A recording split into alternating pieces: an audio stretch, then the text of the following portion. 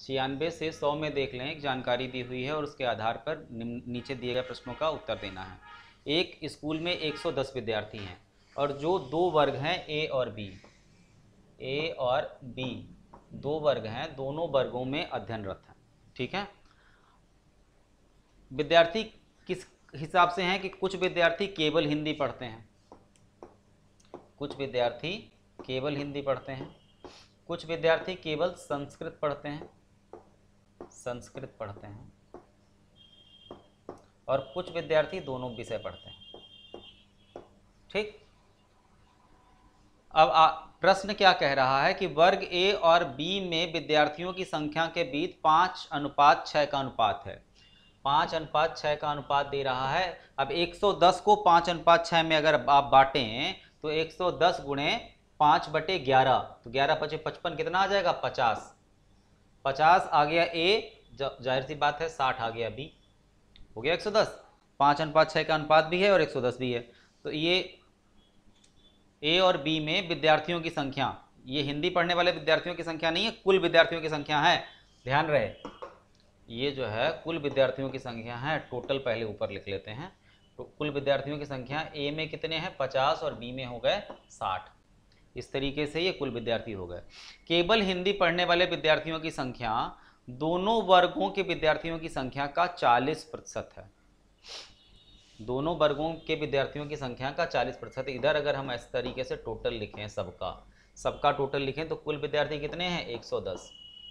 अब केवल हिंदी पढ़ने वाले विद्यार्थी कितने हैं? 40% हैं। तो 40% 110 का कितना हो गया? 44। 44 को ए और बी में किस तरीके से बांटना है अभी नहीं पता। ठीक, वर्ग ए में दोनों विषय पढ़ने वाले विद्यार्थियों की संख्या, वर्ग ए में दोनों विषय पढ़ने वाले विद्यार्थियों की संख्या उस वर्ग के विद्यार्थियों की संख्या का 30% है। उस वर्ग में, वर्ग ए में 50 विद्यार्थी हैं, 50 का 30% कितना होता है? 15। तो दोनों विषय पढ़ने वाले विद्यार्थी कितने हो गए? 15। ठीक है, और उस वर्ग में केवल हिंदी वाले पढ़ने वाले विद्यार्थियों की संख्या के बराबर है। केवल हिंदी पढ़ने वाले विद्यार्थी की संख्या के बराबर, अर्थात केवल हिंदी पढ़ने वाले विद्यार्थी भी कितने होंगे? 15 ही होंगे। ठीक, केवल हिंदी पढ़ने वाले विद्यार्थी दोनों में 44 हैं, दोनों में 44 हैं, तो बी में कितने हो जाएंगे? 44 से 15 घटा दें, 29 हो गया।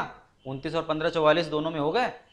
अब आगे और कुछ कह रहा है कि दोनों वर्गों में केवल संस्कृत पढ़ने वाले विद्यार्थियों के बीच 4:3 का अनुपात है। ठीक है, पहले तो ए में हम संस्कृत निकाल लें, ए में हम निकाल लें तो बी का अपने आप से निकाल लेंगे। ए में संस्कृत कितने लोग पढ़ सकते हैं? दोनों विषय पढ़ते हैं 15 लोग और हिंदी पढ़ते हैं 15 लोग। ठीक है, और कुल 50 लोग हैं, कुल 50 लोग। तो यहाँ पे हम देख रहे हैं कि हिंदी पढ़ने वाले विद्यार्थी 50 में से 15 हैं, तो संस्कृत पढ़ने वाले कितने होंगे? 35। 35 में से 15 तो दोनों वाले हैं, तो 20 केवल संस्कृत पढ़ने वाले हैं। 20 जो हैं वो कैसे हैं? केवल संस्कृत पढ़ने वाले हैं। ठीक है, अब एक जो आखिरी अनुपात दे रहा है वो 4:3 का है। दोनों में वर्गों में संस्कृत का अनुपात कैसा है? 4:3 का अनुपात है। तो इनको 4:3 के अनुपात में अगर इसको हम बांटे तो यहाँ पे कितना हो जाएगा? 15 आ जाएगा। यहाँ पे कितना हो जाएगा? 15। अर्थात संस्कृत में कुल विद्यार्थी कितने हो गए? 35। संस्कृत में कुल विद्यार्थी हो गए 35।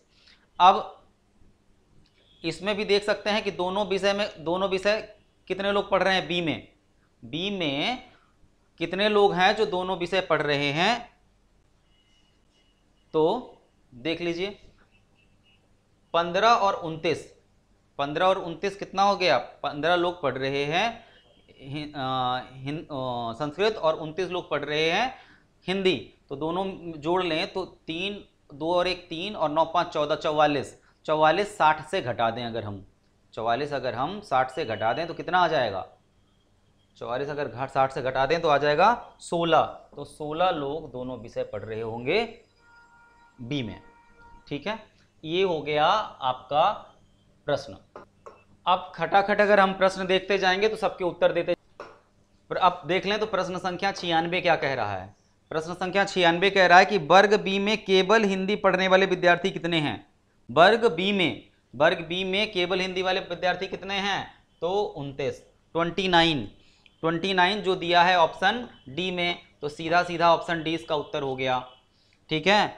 97 में दोनों वर्गों में केवल संस्कृत पढ़ने वाले विद्यार्थियों की कुल संख्या, दोनों वर्गों में केवल संस्कृत पढ़ने वाले विद्यार्थियों की कुल संख्या, तो 15 और 16 कितना हो गया? 31 हो गया। 97 का उत्तर कितना हो गया? 31, 31। और 31 किस में दिया हुआ है? किसी में नहीं, अर्थात ई ऑप्शन। 97 में गड़बड़ हो गया, दोनों वर्गों में केवल संस्कृत पढ़ने वाले का निकालना था, केवल संस्कृत पढ़ने वाले का निकालना था अगर, तो इसको मिटा लेते हैं, ये नहीं चाहिए था, हम लोगों को चाहिए था क्या? केवल संस्कृत पढ़ने वाले विद्यार्थी। और केवल संस्कृत पढ़ने वाले विद्यार्थी कहाँ पे हैं? ये हैं संस्कृत, केवल संस्कृत पढ़ने वाले 20 और 15, 20-15 मतलब 35 विद्यार्थी हैं केवल संस्कृत पढ़ने वाले, जो दिया है ऑप्शन ए में। तो 97 का ऑप्शन ए होगा आंसर। ठीक है। अब प्रश्न संख्या 98 क्या कह रहा है? दोनों वर्गों में दोनों विषय पढ़ने वाले विद्यार्थियों की संख्या, जो कि 31 है, कुल विद्यार्थियों की संख्या का कितना प्रतिशत है? तो 31/110 गुणे 100, 31/110 गुणे 100 कर लें अगर, हाँ 31 है, ये 31 है, 31/110 गुणे 100, तो ये आ जाएगा आपका, अगर इसको सॉल्व करेंगे तो लगभग आ जाएगा 28% के, 28% अप्रॉक्स, 28% अप्रॉक्स लगभग। ठीक है। और ये दिया हुआ है ऑप्शन ई में,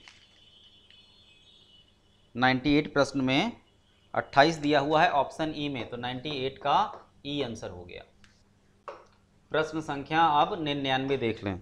प्रश्न संख्या 99 कह रहा कि वर्ग ए में केवल संस्कृत पढ़ने वाले विद्यार्थी, वर्ग ए में केवल संस्कृत पढ़ने वाले विद्यार्थी है 20। ठीक है। और वर्ग बी में दोनों विषय पढ़ने वाले, वर्ग बी में दोनों विषय पढ़ने वाले है 16।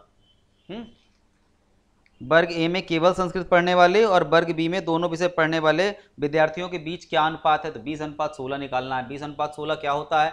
तो 4 से दोनों कट जाएगा, 4 पंचे 20, 4 चौको 16, तो 4 पंचे 20, 4 चौको 16, तो 5:4, 5:4 जो कि दिया हुआ है ऑप्शन बी में, तो ऑप्शन बी इसका सही उत्तर हो गया।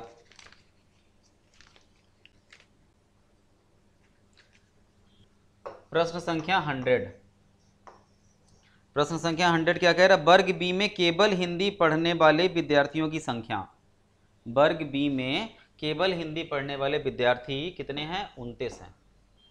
ठीक है। केवल हिंदी पढ़ने वाले विद्यार्थियों की संख्या, वर्ग ए में केवल संस्कृत पढ़ने वाले विद्यार्थियों की संख्या का, केवल संस्कृत वर्ग बी में, वर्ग ए में केवल संस्कृत, तो वर्ग ए में केवल संस्कृत पढ़ने वाले विद्यार्थियों की संख्या का कितने से कितने प्रतिशत अधिक है, कितने प्रतिशत अधिक है, ये निकाल। तो हम यहाँ देख रहे हैं कि दोनों जो है, ये जो है वर्ग बी वाला वर्ग ए वाले से 9 अधिक है, तो 9 अधिक है कितने में से? 20 में से। 9/20 गुणे 100, प्रतिशत अधिकता निकालनी है ना, तो 20 पंचे 100, 9 पंचे 45, 45% अधिक है, ऐसा उत्तर आ गया। ऐसा उत्तर आ गया प्रश्न संख्या 100 का, जो कि दिया है ऑप्शन सी में, तो option C is the right answer.